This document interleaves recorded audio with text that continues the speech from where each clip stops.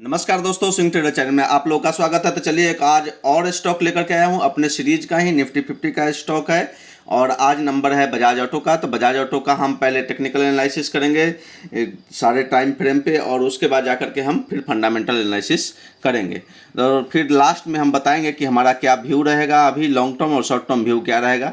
तो लास्ट तक वीडियो में देखते रहिए। लास्ट में मैं इसको जरूर डिस्कस करूंगा कि इस स्टॉक में हमें करना क्या है अभी इस टाइम पे। तो चलिए दोस्तों, ये मंथली कैंडलस्टिक चार्ट लगा हुआ है। मंथली पे अगर आप देखेंगे यहाँ पे तो आपको क्लियरली दिखेगा कि यहाँ पे एक बुलिश मोमेंटम आपको दिख रहा है। यहाँ पे एक लगातार 1 2 3 4 एंड 5 वीक से लगातार इसमें बाइंग चल रही थी। ग्रीन कैंडल बन रहा था, एक रेड कैंडल बना और उसके बाद ये रेड कैंडल को बड़ी सी कैंडल से रिजेक्ट कर दिया है मंथली कैंडलस्टिक चार्ट पे। तो अभी बिल्कुल मंथली पे हमें बुलिश दिख रहा है स्टॉक, इसमें कहीं भी कोई दिक्कत नहीं है। और यहाँ से अगर ट्रेंड भी देखेंगे तो ट्रेंड भी काफ़ी ऊपर है, लेकिन अगर देखेंगे तो ट्रेंड लाइन के काफ़ी ऊपर स्टॉक चला गया है। तो एक बार अगर करेक्शन होगा तो फिर से ट्रेंड लाइन के आसपास आ सकता है। तो लगभग 4400 का आसपास का लेवल इसमें बन रहा है अभी। हाँ, 4350 का लेवल यहाँ पे अभी बन रहा है अगर इसमें बड़ा करेक्शन कोई आता है तो। लेकिन अभी दोस्तों इसमें कोई भी करेक्शन नहीं दिख रहा है, बिल्कुल स्टॉक बुलिश है। कुछ भी इसमें फंसा हुआ जैसा कुछ चीज़ हमें दिखाई नहीं दे रहा है। तो चलिए दोस्तों, अब इसको थोड़ा सा हम क्लीन कर लेते हैं स्क्रीन को, फिर हम वीकली कैंडलस्टिक चार्ट की बात करेंगे। और अभी जस्ट क्लीन हो जाएगा स्क्रीन। तो स्क्रीन अभी क्लीन हो चुका है और अब आइए अब हम वीकली कैंडलस्टिक चार्ट इसमें लगा देते हैं, फिर आगे का हम डिस्कशन करते रहेंगे। तो चलिए, अब ये आपके सामने लग गया है वीकली कैंडलस्टिक चार्ट। वीकली पे देखेंगे तो यहाँ पे आइए और देखिए कि यहाँ से एक मोमेंटम आया था ऊपर की ओर, उसके बाद एक करेक्शन हुआ और फिर से ऊपर की ओर आ गया है। अब हो सकता है कि यहाँ से एक हमें करेक्शन थोड़ी सी देखने को मिले और स्टॉक फिर से 5000 के लेवल के आसपास आ सकता है। लेकिन अभी वीकली में भी बुलिश है। तो अभी अगर किसी को छोटा स्टॉप लॉस रखना है यहाँ पे तो इस वीकली कैंडल के ओपनिंग के नीचे मतलब 5125 जो होगा इसका अभी स्टॉप लॉस होगा वीकली कैंडलस्टिक चार्ट पे। अगर बड़ा स्टॉप लॉस देखेंगे तो बड़ा स्टॉप लॉस तो इसका बहुत ही नीचे आएगा 4534 का क्लोजिंग बेसिस पे। तो इसमें रिस्क रिवार्ड हमें कहीं से फेवरेबल नहीं दिख रहा है। चलिए तो अब बात कर लेते हैं डेली कैंडलस्टिक चार्ट का। तो डेली में भी आप देखेंगे तो एक बुलिश मोमेंटम आपको दिखेगा। तो पूरे टाइम फ्रेम पे डेली में आप देखेंगे तो काफ़ी अच्छा यहाँ पे इस पोजीशन पे इस पे काफ़ी अच्छा कंसोलिडेशन यहाँ पे देखने को मिला है। एक इसका कंसोलिडेशन का ब्रेकआउट आया, उसके बाद एक छोटी सी करेक्शन और फिर से स्टॉक ऊपर। तो काफ़ी अच्छा मोमेंटम में है स्टॉक। इसमें अगर बाइंग करते हैं तो आपको प्रॉफिट बनेगा, लेकिन स्टॉप लॉस को ज़रूर ध्यान में रखें क्योंकि स्टॉक काफ़ी चल चुका है। तो थोड़ा सा आपको कॉशियस रहना है। चलिए आते हैं आवरली कैंडलस्टिक चार्ट पे। तो आवरली पे हमें एक यहाँ पे रिवर्सल पैटर्न दिख रहा है। तो अब अगर किसी को इंट्राडे और 1-2 दिनों के लिए अगर बाइंग करनी है तो 5200 के ऊपर अगर स्टॉक जाए तभी कोई बाइंग पोजीशन बनाए, अदरवाइज इसमें कोई भी बाइंग पोजीशन नहीं बनाए। यहाँ पे देखेंगे तो एक गैप भी दिखेगा, आज का एक गैप होगा तो एक गैप भी फिल होगा। लेकिन गैप का क्या होता है दोस्तों, हो सकता है कि स्टॉक काफ़ी ऊपर चल जाए फिर बाद में आकर के गैप को फिल करे, जैसे कि कोटक बैंक में हम लोगों ने डिस्कशन किया था इसके इस तरह का पैटर्न का। तो वैसा भी हो सकता है। यहाँ पे देखेंगे आप थोड़ा सा चार्ट को एनालाइज करेंगे तो यहाँ पे देखेंगे काफ़ी अच्छा पैटर्न बन रहा था और इस पैटर्न का जो है यहाँ पे हैंडल तो बना नहीं, ये ब्रेकआउट ही हो गया। ठीक है दोस्तों, तो कप एंड हैंडल पैटर्न हमेशा काम नहीं करता है, तो उस पैटर्न पे ज़्यादा ना जाए, चार्ट का एनालिसिस करें, प्राइस मूवमेंट को पहचाने, तभी जा करके आपको प्रॉफिट बनेगा। तो दोस्तों मैंने टेक्निकली जितना हो सकता था वो सारा कुछ मैंने आपके साथ डिस्कस कर दिया है। अब हम आपके सामने फंडामेंटल ओपन कर देते हैं। तब तक जल्दी से वीडियो को लाइक कर दीजिए, चैनल को सब्सक्राइब कर दीजिए, अपने फ्रेंड के साथ शेयर कर दीजिए। तो अभी अगर हम प्राइस की बात करें तो एनएसई पे जिसकी क्लोजिंग हुई है 5176 रुपीज़ 65 पैसे की हुई है।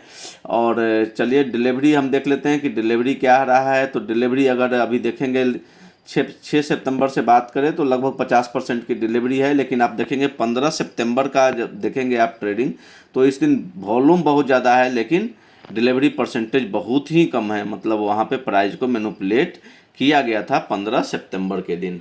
तो क्लियरली दिख रहा है कि विदाउट वॉल्यूम कैसे स्टॉक को मूव करा दिया जाता है, इतने बड़े स्टॉक को भी।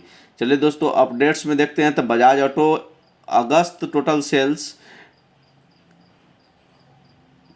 3 41,648 यूनिट्स VS 4,01,595 यूनिट्स। इसका डाउन है, सेल जो है वो डाउन है, वो लगभग 15% का। तो चलिए, तो होते रहता है मंथली। अगस्त का ये आया था डाटा, तो ये सब चेंज होते रहता है। बहुत ज़्यादा 15% का डाउनफॉल कोई ज़्यादा डाउन नहीं बोला जाएगा, क्योंकि ये मंथली बेसिस पे कैलकुलेट होता है। तो हो सकता है कि अगस्त महीने और सितंबर का जो आएगा वो अच्छे डाटा आ जाए। तो ये डाटा कुछ ज़्यादा वैल्यूएबल नहीं है। तो चलिए, अगर देख लेते हैं अनाउंसमेंट का, तो अनाउंसमेंट कुछ कंपनी की है क्या अभी? तो ज़्यादा कुछ अनाउंसमेंट वगैरह का नहीं है इसमें। नॉर्मल जो डिविडेंड वगैरह देती है कंपनी, वो सारी चीज़ें आपको देखने को मिलेंगे। चलिए, अब टेक्निकल हम देख लेते हैं जो हमारे लिए इम्पोर्टेंट है। तो टेक्निकल में देखेंगे तो 10 ईयर्स में 156.62% का रिटर्न दिया है, और सारे टाइम फ्रेम पे देखेंगे तो ये बुलिश पैटर्न बन रहा है, जो कि हमें मंथली, डेली, वीकली सब पे वहाँ भी दिख रहा था, और यहाँ भी आपको क्लियर कट दिख रहा है कि सारे टाइम फ्रेम पे आपको ये पॉजिटिव रिटर्न दे रहा है। चलिए, अब मेन चीज़ है हमारा फंडामेंटल। तो फंडामेंटल की बात करते हैं तो सेक्टर जो है ऑटोमोबाइल की कंपनी सेक्टर है। इंडस्ट्री जो है ऑटोमोबाइल, 2 व्हीलर एंड 3 व्हीलर्स है। वेबसाइट आप देख सकते हैं। प्राइस 5177.15 पे क्लोजिंग हुई है। मार्केट कैपिटलाइजेशन देखेंगे तो 1,46,491 करोड़ की है। कैटेगरी लार्ज कैप कंपनी है। और उसके बाद आते हैं फाइनेंशियल में, तो EPS जो है 231 रुपये का है। Price to earning ratio, P ratio है 22 रुपये का, और इंडस्ट्री पी जो है 26 रुपये का। तो इंडस्ट्री के पी से अगर कंपेयर करेंगे सारे स्टॉक के पी से, तो ये थोड़ा सा सस्ता मिल रहा है आपको अभी भी। ये स्टॉक बुक वैल्यू जो है 1093.58 है। प्राइस टू बुक वैल्यू 4.73 है। डिविडेंड टिल 2.70 है। डिविडेंड अच्छा खासा कंपनी देती है। नंबर ऑफ शेयर जो सब्सक्राइबर 28 करोड़ है। फेस वैल्यू 10 का है। और चलिए, इसका पीयर में देख लेते हैं कि इसके साथ और कौन कौन सी कंपनी है। तो पीयर ग्रुप कंपनी को हम एनालाइज कर लेते हैं थोड़ा सा। हाँ, तो इसमें बजाज ऑटो तो है ही, आइसर मोटर है, TVS मोटर है, हीरो मोटोकॉर्प है, अतुल ऑटो आता है, और भी 2-3 छोटे छोटे कंपनियाँ हैं। तो ये सब इसके पीयर ग्रुप की कंपनियाँ हैं, सेम सेक्टर की कंपनी है। तो चलिए, अब हम आगे का डिस्कस कर लेते हैं। फाइनेंशियल देख लेते हैं एक बार कि फाइनेंशियल में क्या है। तो फाइनेंशियल में स्लोली एक तरह से रुका हुआ सा ग्रोथ है यहाँ पे। तो ज़्यादा कुछ है नहीं, बिल्कुल जैसे है वैसे ही है, होल्ड कर रहा है। तो चलिए, एक बार फिर से हमें ओपन करना पड़ेगा, ये स्क्रीन थोड़ा सा ये हो गया था। चलिए, अब शेयर होल्डिंग पैटर्न, जो कि मेरा मेन फंडामेंटल एनालिसिस होता है। फंडामेंटल जब एनालिसिस करते हैं तो मेन चीज़ जो हम ऑब्जर्व करते हैं वो प्रमोटर की होल्डिंग। तो प्रमोटर की होल्डिंग देखेंगे तो धीरे धीरे प्रमोटर ने अपना स्टेक इसमें इंक्रीज किया है। ज़्यादा तो नहीं, लेकिन हाँ, फिर भी लगभग 2% के आसपास, 1% के आसपास ये इंक्रीज कर दिया। अभी जो इसकी होल्डिंग है प्रमोटर की, वो लगभग 55% पहुंच गई है।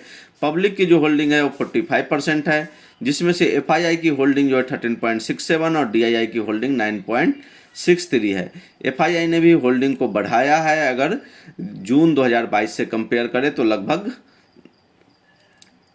2% के आसपास की होल्डिंग इंक्रीज की है FII ने। DII ने थोड़ा सा DII ने लगभग 3% की होल्डिंग डिक्रीज की है इसमें। और नॉन इंस्टीट्यूशन की होल्डिंग अभी थोड़ी सी कम हुई है। अगर आप कंपेयर करेंगे जून 2022 से, तो लगभग 1% के आसपास कम हुई है होल्डिंग नॉन इंस्टीट्यूशन की। तो ये अच्छी बात है। नॉन इंस्टीट्यूशन की अगर होल्डिंग कम होती है तो स्टॉक को परफॉर्म करने का ज़्यादा चांसेस रहता है। प्रमोटर का जो होल्डिंग प्लेज है वो बिल्कुल कुछ भी नहीं है, 0.01% है, तो ना के बराबर है, कुछ माने नहीं रखता है। तो काफ़ी अच्छा फंडामेंटल दिख रहा है, क्योंकि आप देखेंगे तो लगभग 78% जो होल्डिंग है वो प्रमोटर और FII और DII की है। तो इसलिए स्टॉक काफ़ी अच्छा परफॉर्म भी कर रहा है। म्यूचुअल फंड होल्डिंग की बात करें तो म्यूचुअल फंड में देखेंगे तो ये सारे म्यूचुअल फंड इसमें कुछ ना कुछ पोजीशन बनाए हुए हैं। चलिए, अब ऑप्शन चेन देख लेते हैं, जिससे हमें सपोर्ट एंड रेजिस्टेंस का पता चल जाएगा। तो ऑप्शन चेन में देखेंगे तो 5000 जो है, जहाँ पे मेजर पुट राइटिंग है, और वहीं पे इसका मेजर सपोर्ट का काम करेगा, जो कि हम टेक्निकल चार्ट पे भी देखे थे। तो चलिए दोस्तों, और रेजिस्टेंस कहाँ बनेगा, तो पहला रेजिस्टेंस जो है 5200 का है और दूसरा रेजिस्टेंस जो होगा वो 5300 का होगा। यही दोनों 5200 और 5300 पे बहुत ज़्यादा ओपन इंटरेस्ट कॉल साइड में बिल्डअप है। तो ये दोनों हमारा रेजिस्टेंस का काम करेगा, और जो सपोर्ट होगा वो हमारा 5000 का मेजर सपोर्ट है, और इमीडिएट सपोर्ट जो होगा वो 5100 का है।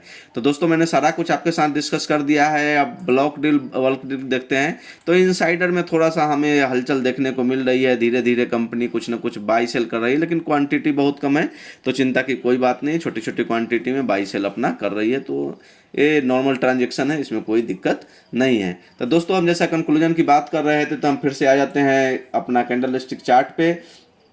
तो टेक्निकल में अगर हम देखते हैं तो हमें वही लग रहा है कि अभी काफ़ी स्टॉक चल चुका है, तो इस स्टॉक को लॉन्ग टर्म के लिए भी अभी हमें एवॉइड करना चाहिए। अगर हमें बाई करना ही है तो फिर हमें एक स्टॉप लॉस जो 5100 का भी आ रहा है, अगर आप देखेंगे वहाँ पे ऑप्शन चेन में, तो वो 5100 का एक स्टॉप लॉस के साथ आप बाइंग पोजीशन इसमें बना सकते हैं। शॉर्ट टर्म में इसमें कोई भी ट्रेड बाइंग साइड का न ले, क्योंकि स्टॉक काफ़ी चल चुका है, हो सकता है इसमें करेक्शन आए। तो थैंक यू दोस्तों, इस वीडियो को लाइक कर दीजिए, चैनल को सब्सक्राइब कर दीजिए, अपने फ्रेंड के साथ शेयर कर दीजिए।